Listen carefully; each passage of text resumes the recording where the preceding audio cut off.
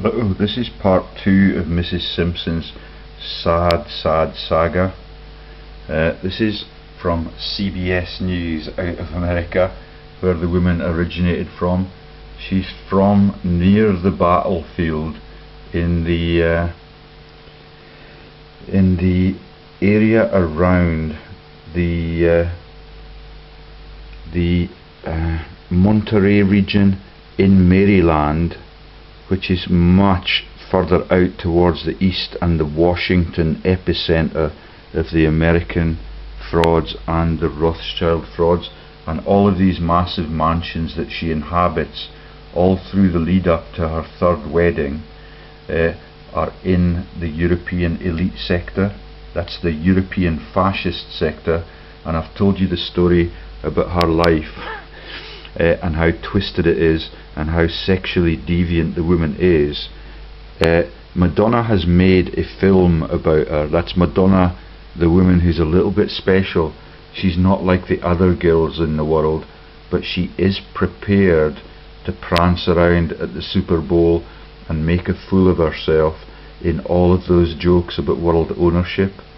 Her name, Madonna, is a joke about the Virgin Mary and all of that entails. The Maryland home for Mrs Simpson is also a joke about the Virgin Mary.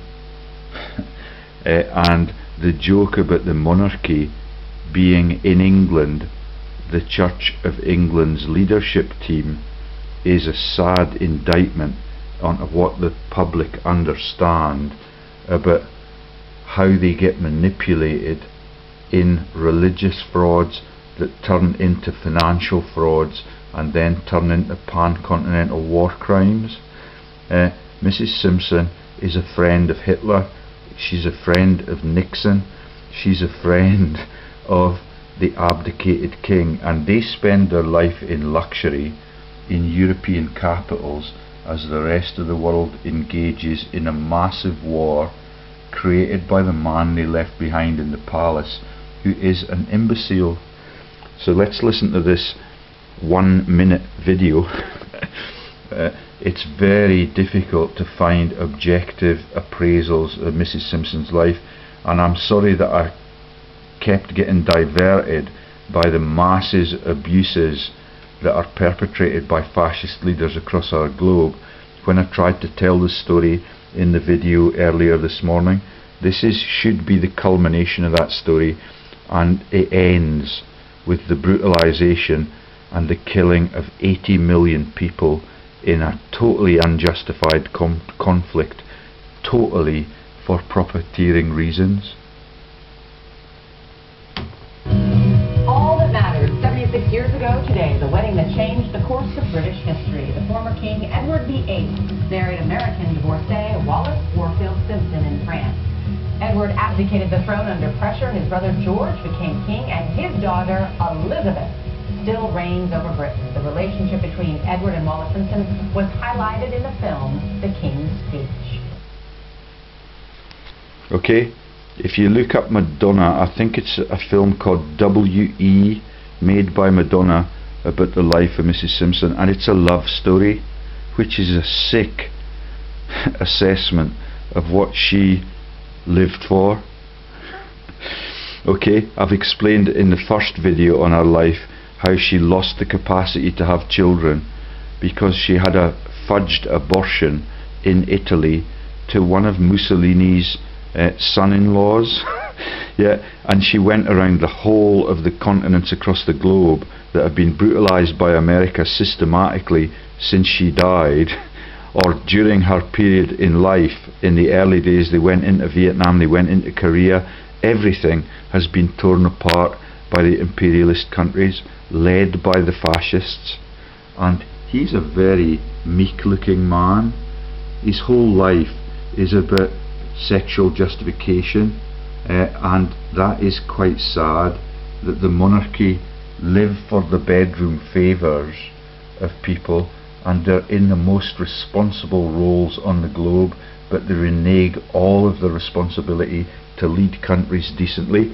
Okay, this goes now to my website, and you can look at the website pages that I've created that are using the images of Greg Hallett and the images of these people that have been pushed into the monarchy so that America could have its piece of the action, and that we in return could then sire people in the high up elite system that then become the parents of Bill Clinton in America, and Bill Clinton then continues with the sleazy news releases as he continues to brutalise and dismember the sovereignty of his own country. It's not his own country. He's been planted there by these people to dismember it, and he's done a great job, like Prince Philip has done, in dismembering Britain's sovereignty. That's the man who started it all.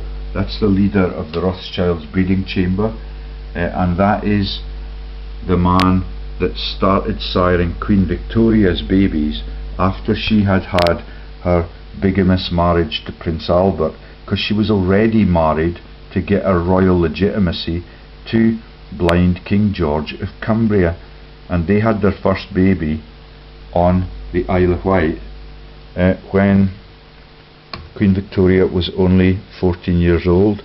That's entirely legal. The legal age for marriage at that time was 12 years. There she is, the young princess. She loved Prince George of Cumberland, and all of her memos and her notes are with respect to him and their loving relationship. That is a legitimate marriage. The whole thing is covered up, and they make a movie about it featuring Peter Sellers, who was the son of Lord Mountbatten, who was eventually killed by Prince Philip, and using the IRA fundraisers in the South Pacific that had helped Prince Philip to launder narcotics down there for 30 years.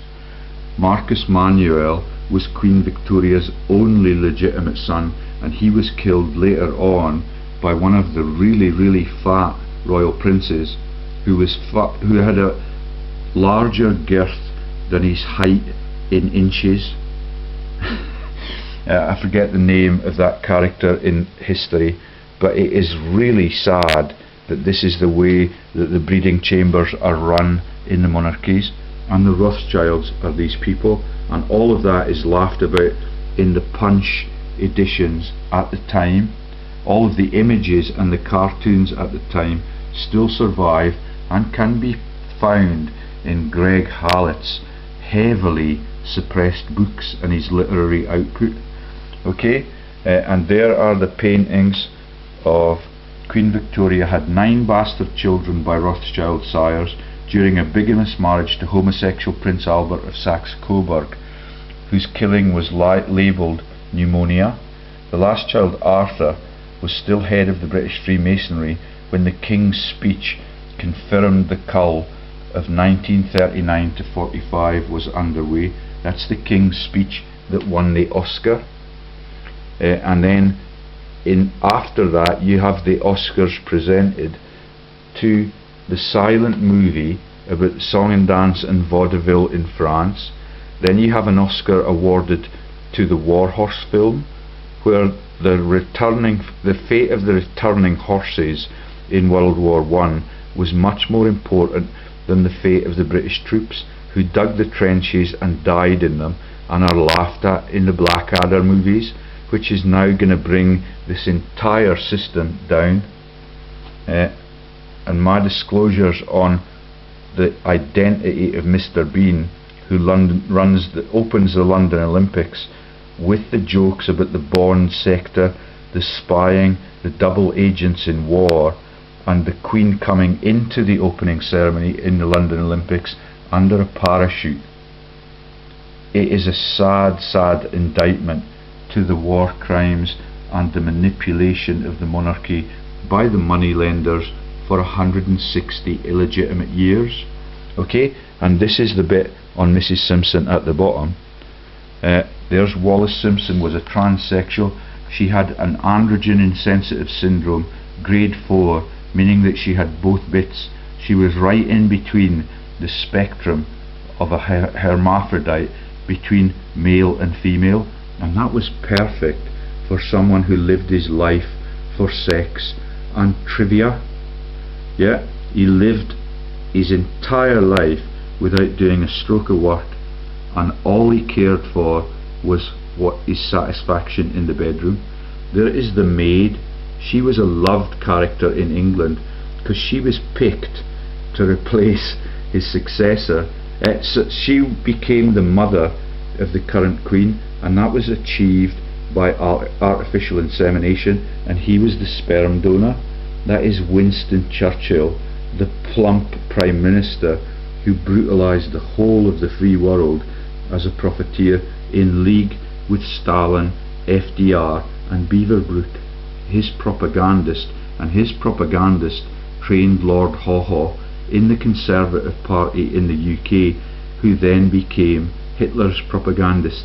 They are all very closely intermarried. Keep calm and blame the people in the downstairs sector where she came from, because the real woman from Denmark who was picked to be the next queen realised that the next king was actually an imbecile and could not be tolerated, so she left him and fled to Scandinavia. Okay, so it is a sad, sad story. Winston Churchill was the real father of Princess Elizabeth and Princess Margaret by artificial insemination, and that is the Princess Margaret who liked to have sex with two black men at the same time. And I got that news from the same blogspot for British elites that is published the details of Mrs Simpson's absolutely sordid life. So I'll go there now. If you look on my website and you look down the index on the left, you will find the web pages that I'm referring you to, and they are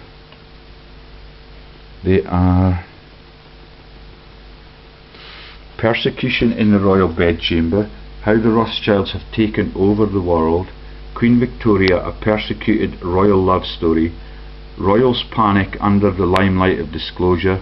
That's all about the South Pacific and the laundering of the narcotics down there, and the recovery of the cocaine stashes in the Phillips light tubes and the sonar buoys that were dropped from the float planes, or recovered in the float planes or in ships in the UK Navy that Prince Philip is in charge of for 30 years.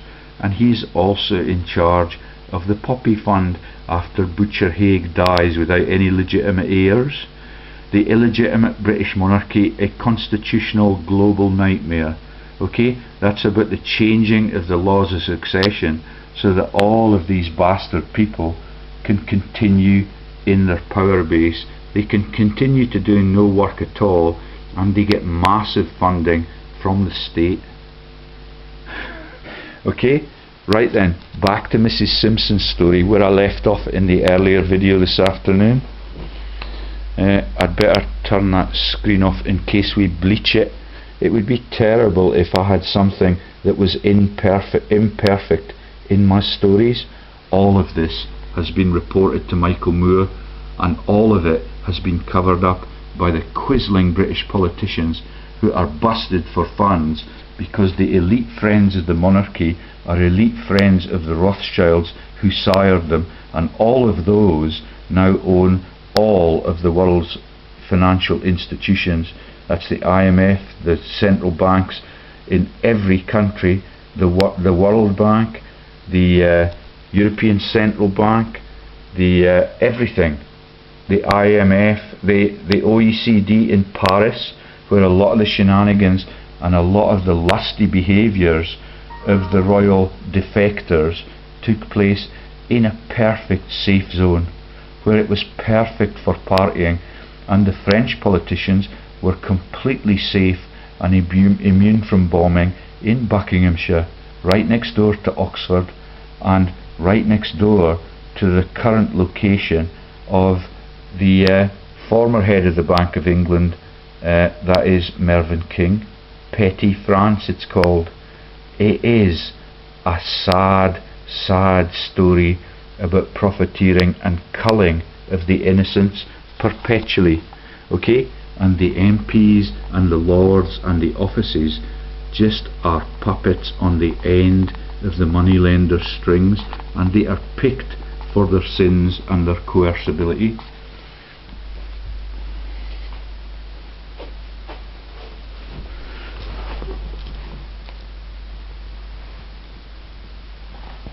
Sorry, I'll just take a couple of seconds to get the computer up and running again.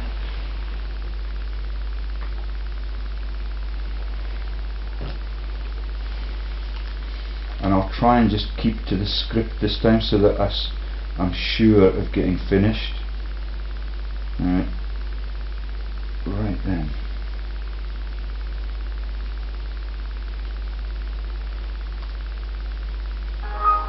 The esoteric curiosa, knowledge is power.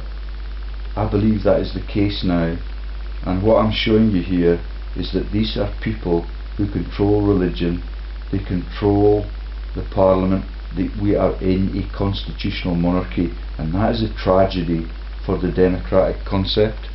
It's a tragedy both sides of the Scottish-English border for all of human history, and all of the human history that we have access to is faked up to make them look like heroes when they are actually genocidal villains, and they kill their own wives, their own in-laws and their own cousins just so they can keep their power base, and all of them are not really in a decision-making position because they're bullied into all of those policies by the moneylenders that run the breeding chambers and the assassination bureaus. Okay? And so let's keep going down. We got to the fact that she was this is about them getting a bung to keep quiet about all of the dirty that is done.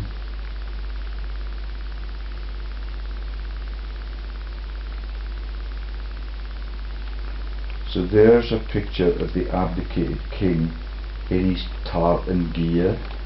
Yeah, he's got all of the icons of the Quislings, the Maltese cross, all of the symbols of lions, and all of the symbols of dollar signs hanging around his neck.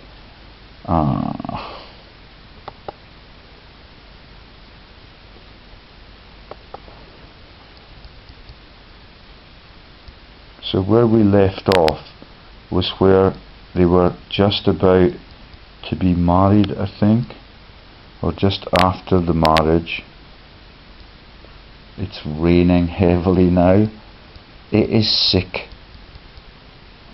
So there she is with the ostrich feathers on the virginal looking white gear. She is a sexual deviant for the whole of her life. The king was her third husband, and she quickly displaces his former mistress. I forget the name of that person. This is around the period where we stopped. So that is where she was having an affair with Guy Marcus Trundle, an employee at the Ford Motor Company. Okay? And all of the people in this very elite blog spot are in a position to interpret all of these stories.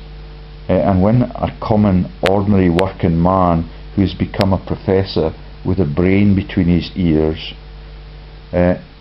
gets to it, you can see how evil this is. Okay? And this is about the change of the monarchy of the United Kingdom. Because it's the Supreme Governor of the Church of England at the time of the proposed marriage, and until 2002 the Church of England did not permit the remarriage of divorced people. That changed to suit Prince Charlie, who had his first child with Camilla when Camilla was 18 and he was 17. That is Simon Day, and I believe that he has a body double in this region who died recently of a cancer, and he had my website, and he has left his widow with a big beat on the River Tweed, and all of them are on the take, and all of them know I know what they do. Yeah, and it is ever so sad that everything that happens at that level in life, where we have world leaders who should be responsible for policy making and taking their countries into prosperity, are just in the sleazy sleep with somebody else's partner sector, and they spend their whole life in deceit and for minor satisfaction that involves dopamine release in the brain and is completely irrelevant to their impact on world history. And their impact on world history as a consequence means that the world is dismembered and is run like a mafia organisation. Okay. Furthermore, I think this is roughly where we got to. So they're friends of Herman and Catherine Rogers. That is a joke about the musical sectors and all of the musicals that were made, like The Sound of Music and Mary Poppins, about the banking frauds. Yeah. And so in the UK, when they decided that they were going to try and get married, it created a constitutional crisis, and that was then referred to the Prime Minister Stanley Baldwin. The King informed Baldwin that he would abdicate if he could not marry Mrs Simpson. Baldwin then presented Edward with three choices: give up the idea of marriage, marry against his minister's wishes, or abdicate. It was clear that Edward was not prepared to give up Mrs Simpson, and he knew that if he married against the advice of his ministers, he would cause the government to resign. In those days, they pretend that the government had principles. Prompting a constitutional crisis, he chose to abdicate. At our hideaway in the south of France, Wallace was pressured by the King's Lord-in-Waiting, Peregrine Cust, 6th Baron Brownlow, to renounce the King. On 7th December 1936, Lord Brownlow read to the press her statement, which he helped her draft, indicating Wallace's readiness to give up the King. However, Edward was determined to marry Wallace. As the issue of abdication gathered strength, John Theodore Goddard, Wallace's solicitor, stated his client was ready to do anything to ease the situation, but the other end of the wicket, Edward VIII, was determined. Now, the wicket is a cricketing joke, and we've heard all of the jokes about Fergie and all of the royal scandals and the covering up of the toe-sucking scandal, which is a joke about Jesus Christ, and the meaning of the word pie, which is a joke about the Piso fraud for 2,000 years, and pie in Italy means feet. And the songs that are created by Rossini about Othello, the black leader that is in the Obama position now and is in all of Shakespeare's writing, that is a joke about Jesus and the need to kiss Jesus' feet, and Jesus' need to kiss all of his apostles' feet. The apostles, as we've learned in recent weeks, are the secret services run out of Cambridge University, with links to the pythons all across America, and that links them in to the KKK and all of the elite secret societies in all of the American universities and their underworld. That's the Skulls, the haberdashery organisations in the City of London, and that is the City and Guilds. All of them are corrupted and twisted, and all of them launch their country eternally into warfare to bankrupt both sides, so that only the super elites can take the take from what has now become a massive sovereign debt crisis. Okay, so the solicitor is firmly on Mrs Simpson's side. This seemingly indicated that the King had decided he had no option but to abdicate if he wished to marry Wallace. The King signed the instrument of abdication at Fort Belvedere on December the 10th, 1936. God only knows where that is. It could be anywhere in the European elite sector, or it could be in America, where Mrs Simpson came from the Monterey region in Maryland, which is a joke that's shared with the Devil's Advocate movie and is shared by all of the people who understand the 2,000-year-old religious fraud. That is the fictitious Mary, the Virgin Mother of Jesus Christ. Yeah, they only demented people in this sector could make up something as grandiose as this, and only the sheeples that we have now that are entertained by their trivia and their mindless release of people like Barbara Windsor to become actors in the movies that are made, and all of the cover-ups of all of the royal sins. They changed their name to Windsor because the links to the Saxe-Coburgs were unsustainable. Okay, for reputational reasons and for genocide. Okay, the king signed the instrument of abdication at Fort Belvedere on the December 10th, 1936, in the presence of his three surviving brothers, the Duke of York, who would ascend to the throne the following day as George VI, the Duke of Gloucester, and the Duke of Kent. Special laws passed by the parliaments of the Dominions finalised Edward's abdication the following day, or in Ireland's case, one day later. On December 11, 1936, Edward made a broadcast to the people saying of Wallace, "I have found it impossible to carry the heavy burden of responsibility and to discharge my duties as king as I would wish to do without the help and support of the woman I love." Although now ostracised by the royal family, Edward was reportedly provided, and this is a nice little earner if you give up your commitments for a woman that is overtly fascist and overtly deviant.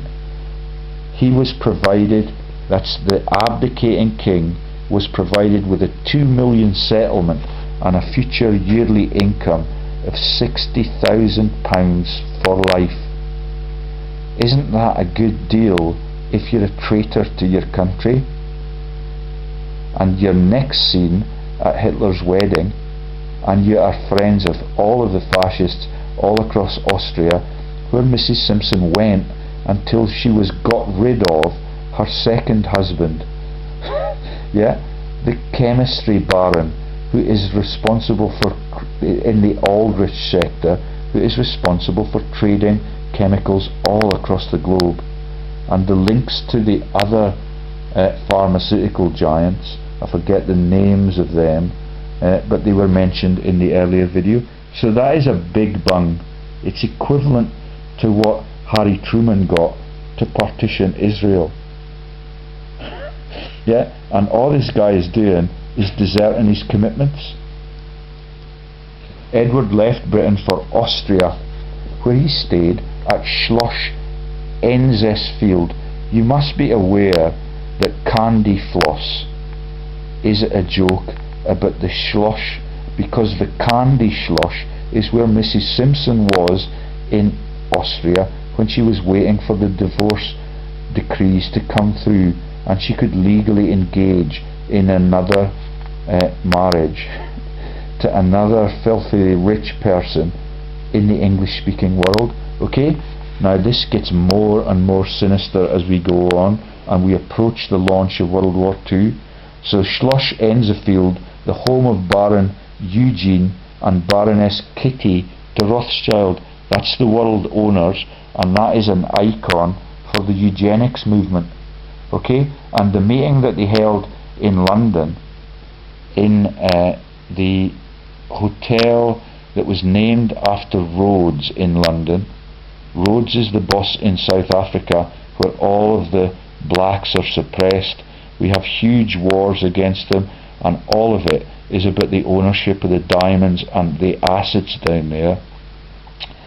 And Edward had to remain apart from Wallace until there was no danger of compromising the granting of a decree absolute in her divorce proceedings. Upon her divorce being made final in May 1937, she resumed her maiden name of Wallace Warfield. The couple was reunited at the Chateau de Candy, that's the Candy Schloss joke, Monts in France, and the Mont joke is the joke about the Pisos and the mountain to a molehill from a molehill concept. That's the Mars Hill martial joke. The marshals are the cowboys who are the law enforcers in America, where Mrs Simpson came from. Isn't it funny to intertwine all of the world's massive frauds as you romantically engage in your third wedding?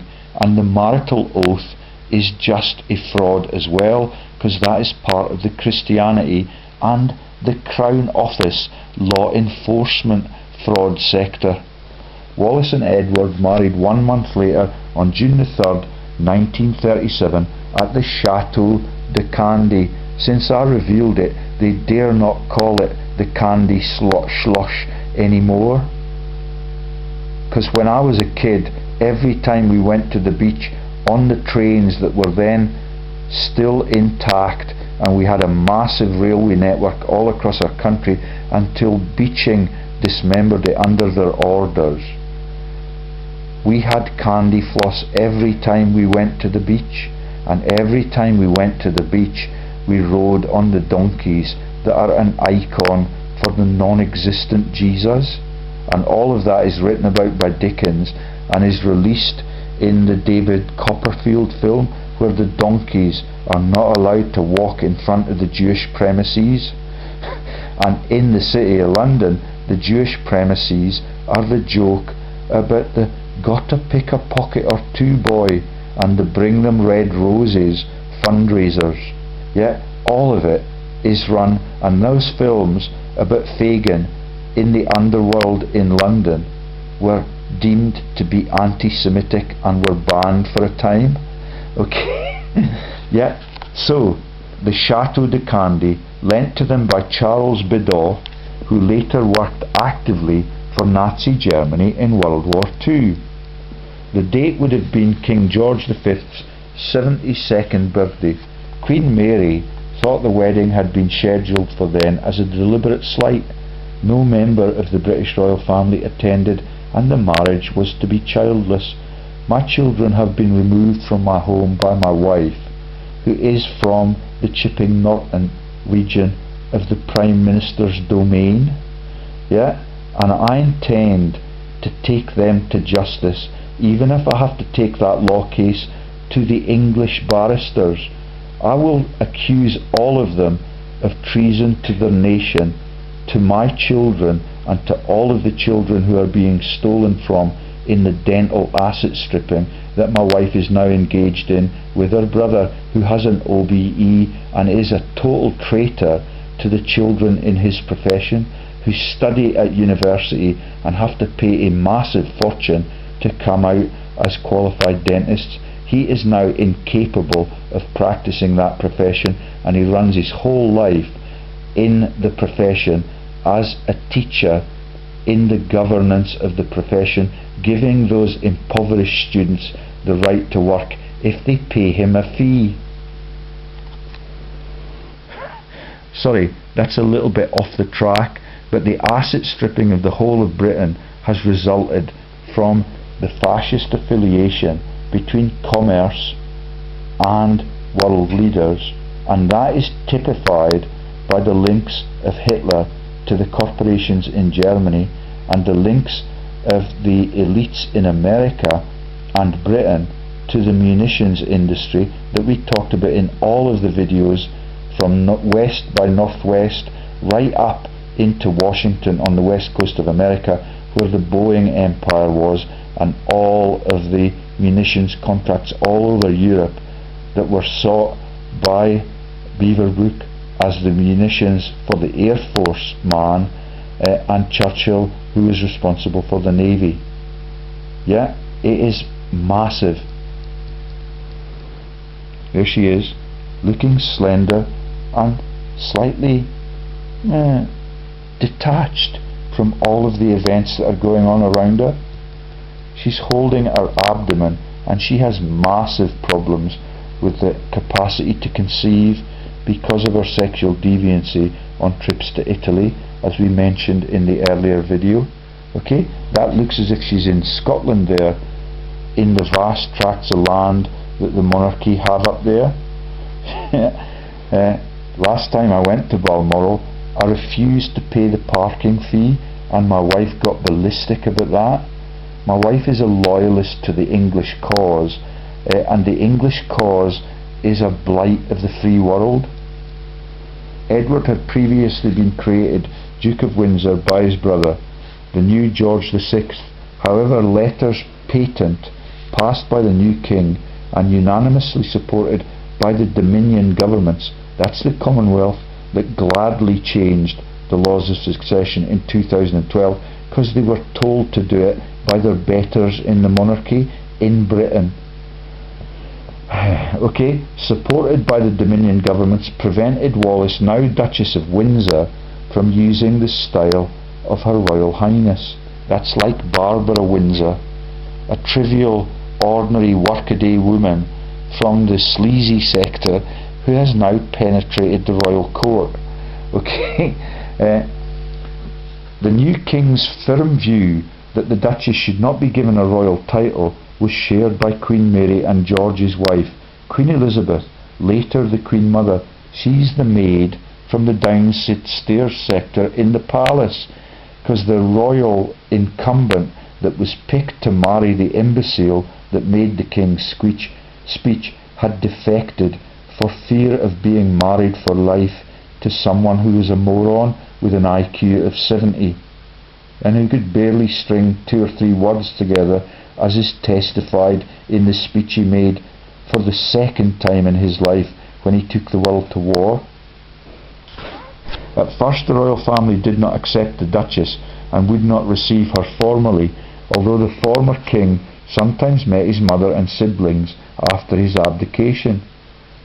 Some biographers have suggested that Queen Elizabeth, Edward's sister-in-law, remained bitter towards Wallis for the role in bringing George VI to the throne, which she may have seen as a factor in George VI's early death, and for prematurely behaving as Edward's consort when she was his mistress. Isn't it complicated? Yeah? Is that the current queen, or is that the Queen Mother? But these claims were denied by Queen Elizabeth's close friends. For example, the Duke of Grafton wrote that she never said anything nasty about the Duchess of Windsor, except to say she really hadn't got a clue what she was dealing with. That's the Queen who is the half-brother of Bill Clinton and was sired by Winston Churchill by artificial insemination, because her dad is an idiot. Her dad in inverted commas. On the other hand, the Duchess of Windsor referred to Queen Elizabeth as Mrs Temple. Look up Shirley Temple on the plane and see the launch of the child icon like Britney Spears, and look up Britney Spears as a young person on the plane, and look up Britney Spears as a young person before she becomes an adult, and see her in the classroom, and see the parallels with Shirley Temple and all of the stories about walking along the yellow brick road, and that is Dorothy on that occasion, and all of the stories about the straw men and all of the paths into Eastern Europe. So Mrs Temple and Cookie, alluding to her solid figure and fondness for food, and to her daughter Princess Elizabeth, later Queen Elizabeth II, as Shirley in Shirley Temple. The Duchess bitterly resented the denial of the royal title and the refusal of the Duke's relatives to accept her as part of the family. However, within the household of the Duke and Duchess, the style Her Royal Highness was used by those who were close to the couple. According to the wife of former British Union of Fascists leader, that is former Conservative Party leader Oswald Mosley, his brother died in 2014, and he was responsible for keeping the Debrett's peerage listings. Everything is twisted. The fascists never disappear. They keep being reborn, and they keep rebirthing all of these plots to take over the entire world's ownership, and they are very close to it until they make the mistake of teaching the paupers to read and write and allowing them to become professors of neuroscience, and how to understand how the evil leaders of our world think and how their brain is put together. And when you study all of the ion channels that underpin the acts of God, that are heart murmurs, that are cardiovascular accidents, that are strokes and epileptiform behaviours, then you can see that everything that is happening in the world and all of the acts of God that get the news readers into the intensive care unit and get the leaders at Oxford University disappeared from their massive commitments to steal from their people and their students, then you realise that God is awake and is on the side of the innocents. Okay? So, according to the wife of former British Union of Fascist leader Oswald Mosley, Diana Mitford, that's the Mitfords of Redesdale. Yeah? And we talked about the Guinnesses in the earlier episode. All of the landowners all over our country are tied into the fascist networks. Okay? Oswald Mosley, Diana Mitford, who knew both the future Queen Mother and the Duchess of Windsor, but was only friendly with the latter. That is the First Lady Di. She had a sister who was also friend of the Nazis, and the pictures of that are all over my website, along with the massive congresses that they convene in London in the lead up into the pan-continental fraud that is World War II. Okay, so Diana Mitford, who knew both the future Queen Mother and the Duchess of Windsor, but was only friendly with the latter. The Queen's antipathy toward her sister-in-law may have had a deeper source, as Lady Mosley wrote to her sister, the Duchess of Devonshire, down near the Cornish estates, after the death of the Duke of Windsor. Probably the theory of the Windsor's contemporaries, that Cake, a Mitford nickname for the Queen Mother, derived from her confectionery fashion sense, was rather in love with him, the Duke, as a girl, and took second best, may account for much. Okay, that is, they're pretending the contender for the throne, but what they're actually describing there is the maid that came out of the underworld and the downstairs sector and became the Queen Mother by artificial insemination, because they do not trust the gene pool of the idiot with the IQ of 70. Okay, there she is. She's looking more mature now and stately. She's got a tiara on. The Aryan concept emerges again and again and again.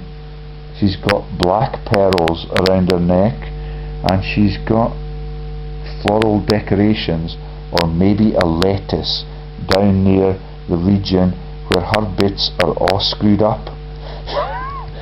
Okay, a regal Wallace complete with tiara. The Duke and Duchess lived in France in the pre-war years. In 1937 they visited Germany as personal guests of the Nazi leader Adolf Hitler, a tour much publicised by the German media. Hitler said of the Duchess, "She would have made a good queen," and that's in inverted commas. The visit tended to corroborate the strong suspicions of many in government and society that the Duchess was a German agent, a claim that she acknowledged but denied in her letters to the Duke. FBI files compiled in the 1930s also portray her as a possible Nazi sympathiser. This takes all of the limelight off the real culprits in intel and in the double agent sector. That is the Flemings that make the Bond films, and all of their mates, the Mortons, the field marshals and the admirals that are all mentioned in Operation Winnie the Pooh and Operation Mountbatten, and all of it is a massive fraud, and all of the German elites are in league with all of the British elites, and their prison camps become party zones, and they are also in massive slushies, and they are also massive landowners in either the Axis or the Allied countries, and the Italians get to ship out and change sides in mid-war. The ex-Duke of Württemberg told the FBI that she and leading Nazi Joachim von Ribbentrop had been lovers in London. Okay, so this is demonising a woman who has demonised her husband, and the real profiteers are much cleverer than them. So these are the fall guys, yeah, like David Cameron now is for the massive frauds that are perpetrated by the Rothschilds and all of the global institutions. Okay, the ex-Duke of Württemberg told the FBI that she and leading Nazi von Ribbentrop had been lovers in London. There were even rather improbable reports during World War II that she kept a signed photograph of Ribbentrop on her bedside table and had continued to pass details to him even during the invasion of France. So the trivia is great if you're financial profiteers and you want to have mythologies that put your profiteering into the back room, completely out of the limelight. So Hitler only had one ball, and you can still find that song in popular culture on YouTube if you look at it. All of it is a massive set of lies and a massive set of cover-ups, and the jokes that they launch to cover it up, and the IDs and the overlaps with those IDs are massive, and every story I tell is an indictment about how ruthless the media are in covering things up in that way. Following the outbreak of war in 1939, the Duke was given a military post in the British Army, stationed in France. Isn't that convenient? He's in a slush in Paris, right near the centre of town, and he's allowed to work with both sides. According to the son of William Edmund Ironside, 1st Baron Ironside, the Duchess continued to entertain friends associated with the fascist movement and leak details of the French and Belgian defences gleaned from the Duke.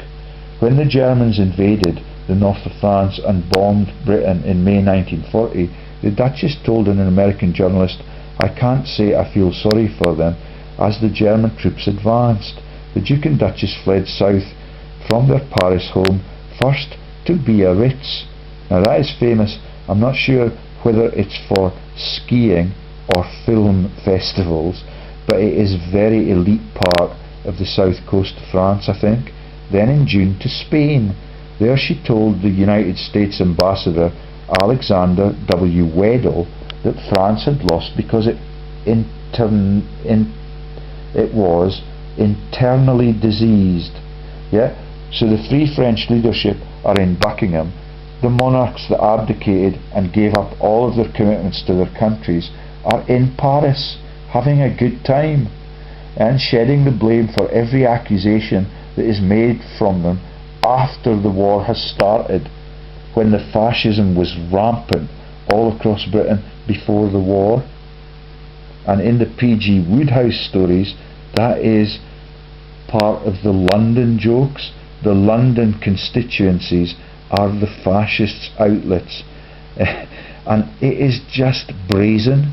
In July, the pair moved to Lisbon, Portugal, where the British ambassador billeted them, at first in the home of a banker who may have been a double agent working for both Germany and Britain. Now that could be anybody. Yeah, it could be the Hambros, it could be other people in the SOS, it could be the people that worked in Norway with Quisling. In August, a British warship dispatched the pair to the Bahamas, and the Duke was installed as governor.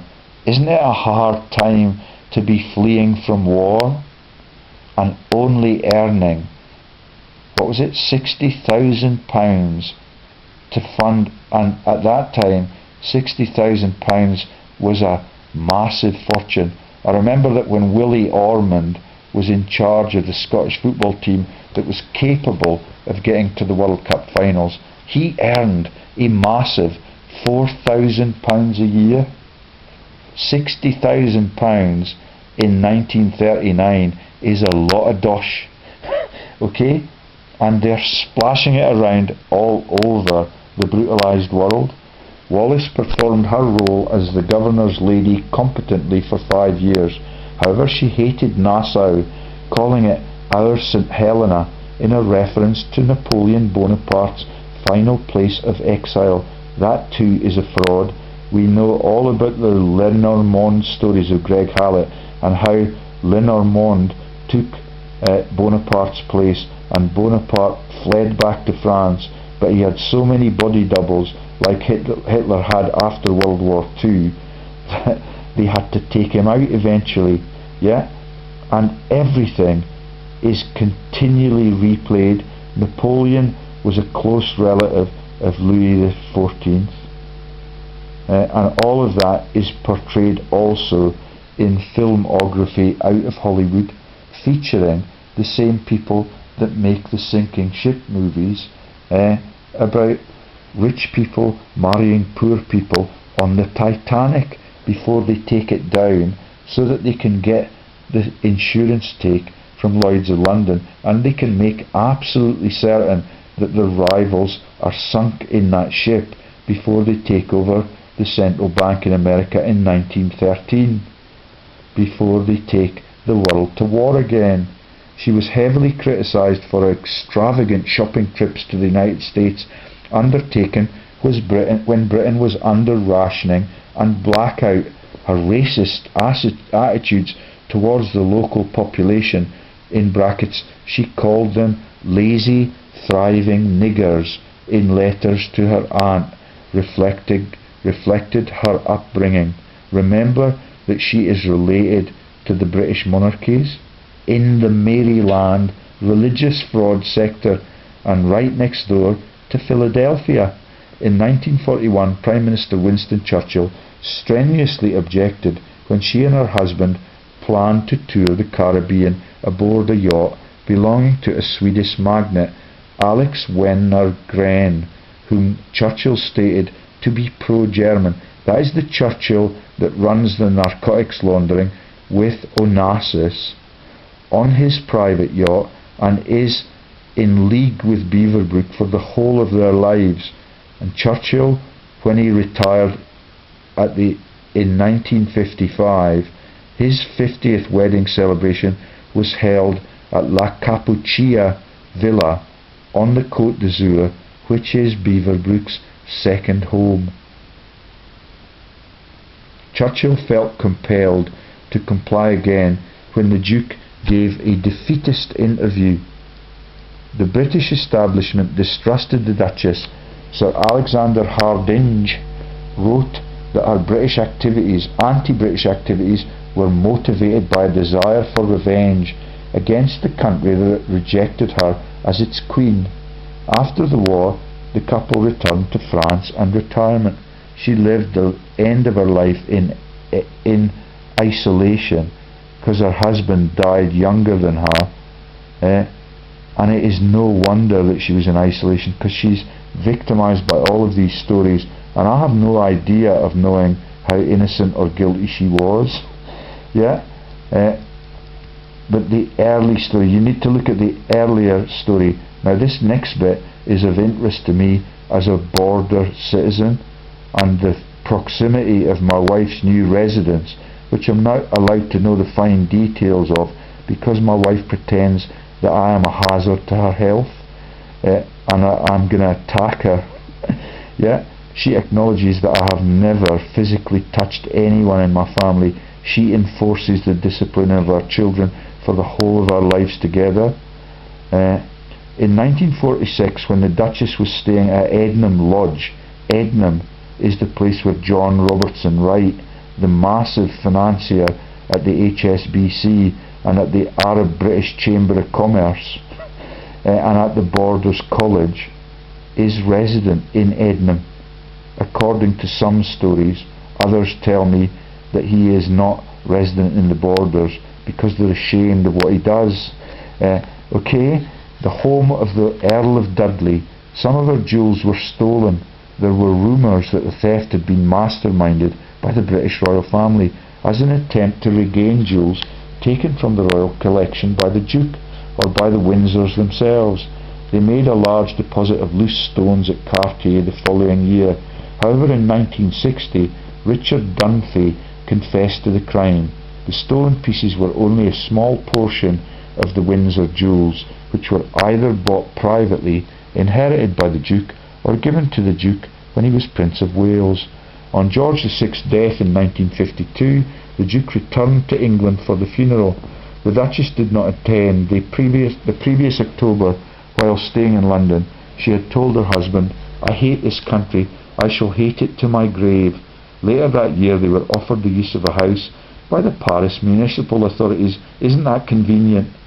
The country's paying them £60,000 as a retainer as a retainer to get the fuck out of their country, and that is a really generous gesture, and goodness knows how much is left of the 2 million that they took into France.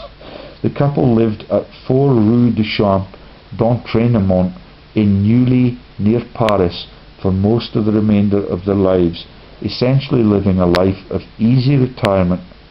They bought a second home in the country, where they soon became close friends with their neighbours, Oswald and Diana Mosley, the leader of the British fascists in the lead up to World War II, and the leaders who launched the elite genealogy records that are either the Debrett's story, or I forget what the name of the other one is. Debrett's, and it may come to me before the end of the episode. Here she is again, very distinctive central parting. Okay, fascist black now. She's given up most of the virgin colours. During the 1950s and 60s, the couple looked constantly around the international social circuit. The Duke's faintly flashy clothes and her severe elegance became fashion standards. When she stopped wearing hats, so did everyone else. Wherever they went with their large personal staff, mountains of luggage and pet dogs, they were accorded the regal status denied them in Britain. In return, they offered the world a romantic fantasy of elegance and wealth. And Madonna is a really sensible and savvy woman, but she dedicates her life to making this story look romantic. It is a shield for everything that happened to the world in World War II. Okay? And the pictures on my website show them in the year before JFK was killed, shaking hands warmly with his successor, who was Nixon, and Nixon culled the returning troops in France and Italy, because all of these people are dedicated to anti-communism, and all of the loyalist troops that died for them and their own countries were killed with automatic weapons by the mobsters in the mafia and the teamsters in the Docklands from New York, under the thrall of Lucky Luciano. He's got the giddy red trousers that the Chipping Norton set still wear. The Duke and Duchess effectively took on the role of minor celebrities and were regarded as part of Cafe society for a time in the 50s and 60s. They hosted parties and shuttled between Paris and New York. Many of those who met the Windsor socially, including Gore Vidal, reported on the vacuity of the Duke's conversation. The couple doted on the pug dogs they kept. In June 1953, instead of attending the coronation of Queen Elizabeth II in London, the Duke and Duchess watched the ceremony on TV in Paris. The Duke said that it was contrary to precedent for a sovereign or former sovereign to attend any coronation of another. The Duke was paid to write articles on the ceremony for the Sunday Express. That's a subsidiary of Beaverbrook's propagandist and fascist vents, and Women's Home Companion, as well as a short book, The Crown and the People. That is back to the American wars of independence and the freedom for the slaves joke. I forget what the name of the battlefield was, right next door to Monterey, where Mrs Simpson was born. Yeah, that's at the beginning of the story in yesterday's episode. Okay, The Crown and the People, 1902 to 1953. We're almost at the end now. So there they are in their very fashionable gear, in the perils from the South Pacific. Yeah, in 1955 they visited Dwight D. Eisenhower, President Dwight D. Eisenhower at the White House. The couple appeared on Edward R. Murrow's television interview show Person to Person in 1956 and a 50-minute BBC television interview in 1970. That year they were invited as guests of honour to a dinner at the White House by President Richard Nixon. That's the electoral fraudster that commits genocide and dismembers his own troops all over the Golden Triangle. Nothing is reported in American history about those massive crimes and his sequestration for a time of the narcotics laundering and production units that used to be run from Marseille in the south of France, but then eventually, because of the brutality of a man called Henry Kissinger, who was brought in to sequester all of the narcotics for America and the trading of the narcotics through Latin America using the Nazi networks that were sent there after World War II, when he culled the loyalists. Yeah, it's getting really stormy outside and the rain is beginning to run down the window panes again. Okay, that is the magnitude of the treason that we are dealing with for century after century. So there is the American deviant, incapable of having heirs and children because of her sexual behaviours and the abortions that were created in her tours of fascist Italy and Southeast Asia. Okay, there's Nixon, the Watergate scandal monger. The Watergate stuff becomes the movies of Robert Redford, and all of it is a stitch up, and all of the politicians are genocidal criminals for all of recorded history. And there he is with his completely palsied left eye. Can you see it? It's totally shut. His right eye is open, and that happens to all of the people in the Downton Abbey movies. And everything that happens in life, I now understand, is related to messages from God and that impacts on the welfare of all of these fascist bastards. Mrs Simpson has a warm smile and both of her eyes are equally open. She does not need glasses. She could have been demonized by all of this team, and the whole thing could be a typical story to shed blame from the real culprits. We have no way of knowing because Beaverbrook writes the news. And as soon as they get through the war, they engage again in the Nazi excesses. The Aitkins and the Mosleys, they all come back to Britain and they do the dirty things that they used to do before the war.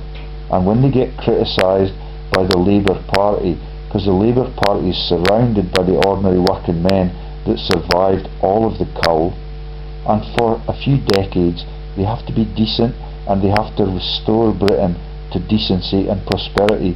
They have to build all of those railway networks, and all of it then gets torn apart by the new regimes from John Major, who took over from Mrs Thatcher, and she started the dismemberment of our country as Britain, as the world's greatest ever woman. It is sad and really, really sick. Let's keep going. The White House. So that's the image at the White House of all of those national traitors.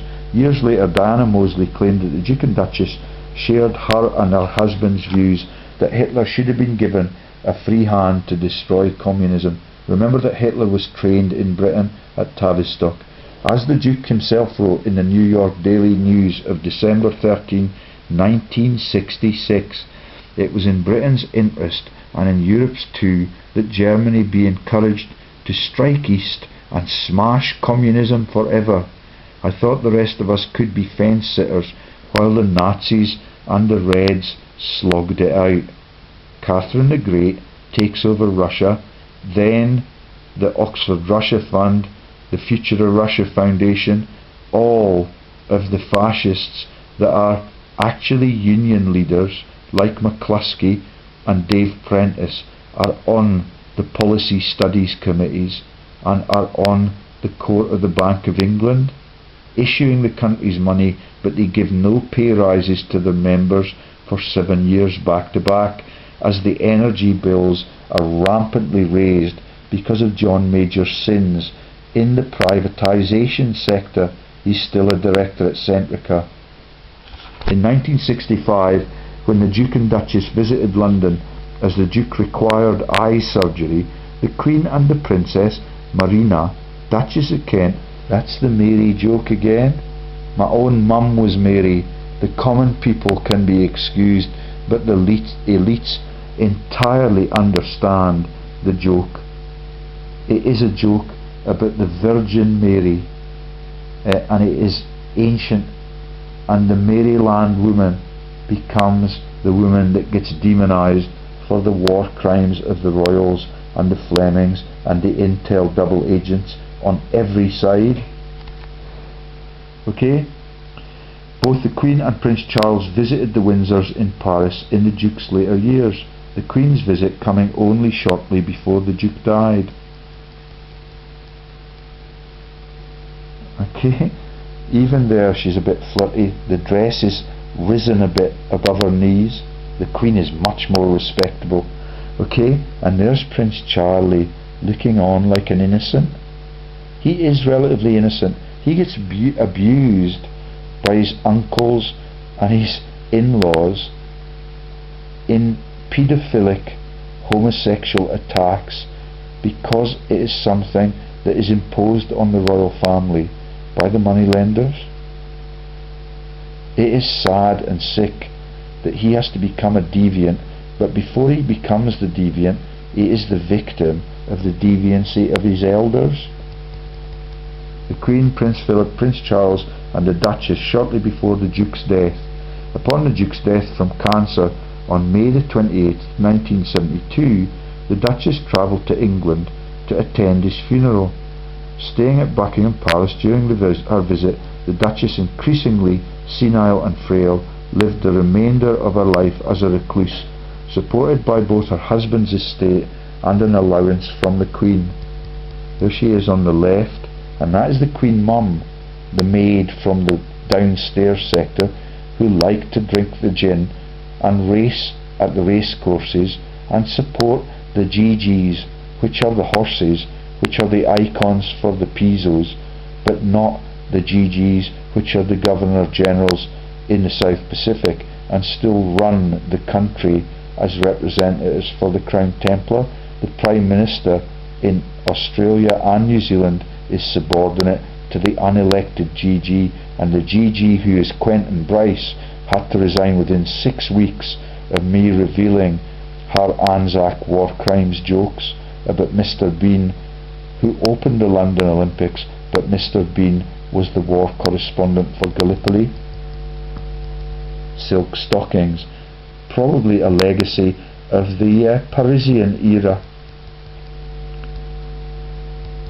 There she is looking out of the window, and the Hitchcock icon for the sinister people in the horror stories is sat on her balcony, and the ones in the tower that are going to leave the tower when England is conquered have had their wings clipped. Like Prince Charlie's first son, he had his lugs cut off because they were an indictment that he was actually Prince Charlie's son. Wallace continued to put paper clips and fresh ink on her late husband's desk as if to keep it ready for him to use, and while she was still able, she would end each day by walking into his empty room, whisper "Good night, David," to the man who had loved her. In October 1976 she was due to receive the Queen Mother, but as the Duchess was too ill with dementia to receive her. Can you see that God's hard at work in these families? Her staff cancelled the visit at the last minute. The Queen Mother sent flowers with a card reading, "In friendship, Elizabeth." After her husband's death, the Duchess gave her legal authority to her French lawyer, Susan Bloom. This potentially exploitative relationship was explored in Caroline Blackwood's book The Last of the Duchess, written in 1980, but not published until after Bloom's death in 1995. In 1980, the Duchess lost the power of speech. Well, there's a thing. Towards the end, she was bedridden and did not receive any visitors apart from her doctor and nurses. Wallace in 1975. Still both eyes wide open, looking much more innocent than Nixon and the abdicated king. Okay, the women always take the fall, and the apple is perched perilously on top of my news vents. I do not take the BBC News or Rupert Murdoch's twisted versions of it now, because I can make my own, and mine's is going to bring them down. The Duchess of Windsor died on April 24th, 1986, at her home in, oh, it's tragic how they live in poverty and deprivation, but her home in 1986 is in the Bois de Boulogne, Paris. Her funeral was held at St George's Chapel, Windsor Castle, attended by her two surviving sisters-in-law, the Queen Mother and Princess Alice, Duchess of Gloucester. The Queen, Prince Philip, and the Prince and Princess of Wales attended both the funeral ceremony and the burial. She was buried next to Edward in the Royal Burial Ground near Windsor Castle, that's Frogmore, as Wallis, Duchess of Windsor. Until in 1965 agreement with the Queen Elizabeth II, the Duke and Duchess had previously planned for a burial in a purchased cemetery plot at Greenmount Cemetery in Baltimore, where the father of the Duchess was interred.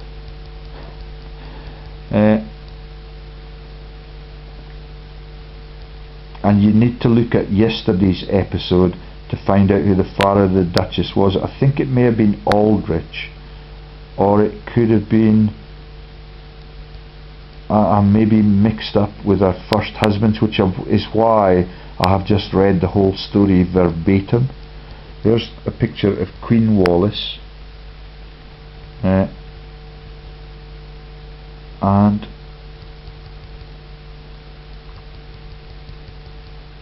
there's one of the little puggy dogs, and most of her estate went to the Pasteur Institute Medical Research Foundation on the instructions of Susan Bloom.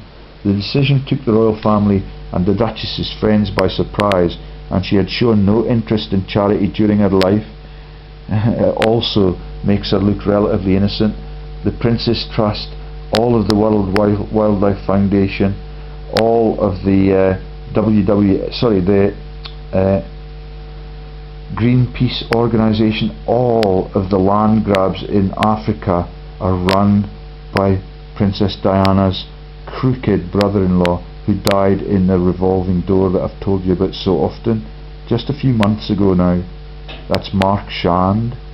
Okay, all of the charities and all of the associations to the Christian missions are a massive blight on the impoverished world for centuries, and that is the might of Christianity to brutalise the whole world. In an auction at Sotheby's in April 1987, the Duchess's remarkable jewellery collection raised $45 million for the Institute, approximately 7 times its pre-sale estimate. Have I told you the story about the auction houses? They now have a team of buyers and a team of sellers. When the real clients stop bidding, the team of buyers internally keep putting their hands up. The value of the stocks keeps rising, and everybody, the buyers and the sellers, get their performance-related bonus. Isn't that clever?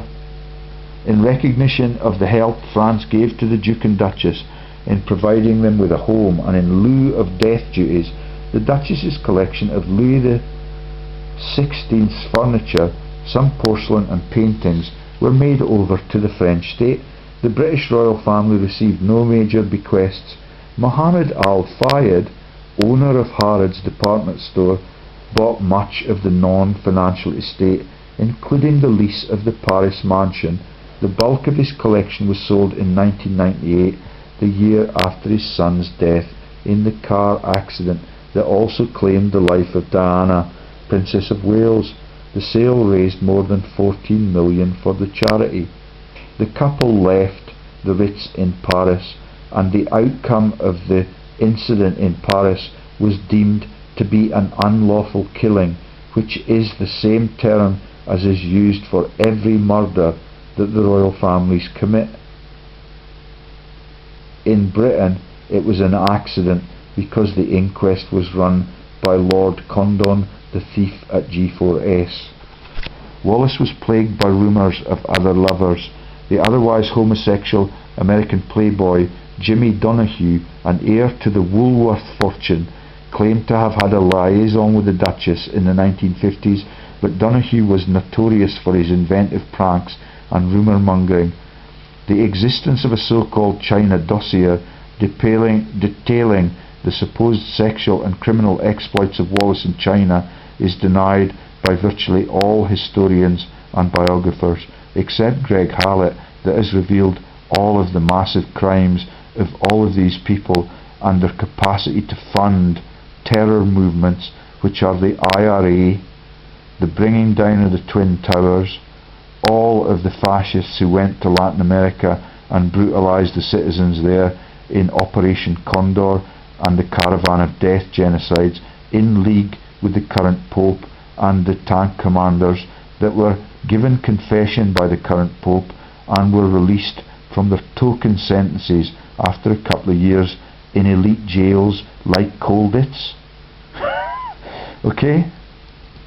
Although there have been rumours of pregnancy and abortion, most notably involving Count Ciano in China, there is no hard evidence. Now, further up this story, they tell you that Count Ciano was involved in her abortion in Italy. Okay? There's another one in China. There is no hard evidence that the Duchess became pregnant by any of her lovers or her 3 husbands. Claims that she suffered from androgen insensitive syndrome, also known as testicular feminization, seem improbable, if not impossible, given her operation for uterine fibroids in 1951. Yeah? And the people that treat the bomb victims, that are Mrs Thatcher's boyfriend Airy Neve, are able to treat him in the hospital that is run at Imperial College London, where the Queen still has her babies. Yeah? And they are able to declare that that man was still in the intensive care unit, although he had his legs blown off at the Houses of Parliament. You bleed to death in 7 seconds, and the intensive care experts are all fraudsters, which is why I've resigned from their sector, because they will not free sub-Saharan Africa, and they will not release the drugs that we have been using in Britain to make childbirth safe for 200 years. The death rate for complicated childbirth operations in Britain is 1 in 180,000. In Liberia, it's 1 mum in 12 dies in the caesarean op. They have no anaesthetics, they only have ketamine, and ketamine is used in the West and the rich countries as an induction agent for psychiatric illnesses, because it blocks glutamate receptor channels, and that is a powerful way of getting psychiatric symptoms into the models that we have for psychiatric illness. And I've explained the launch of the ECT methods using the CIA, McGill University in Canada, and Professor Cameron there at McGill University, funded by the CIA for 50 years, so that its terror can become its interrogation. Okay? The Duchess published her ghostwritten memoirs, The Heart Has Its Reasons, in 1956. Author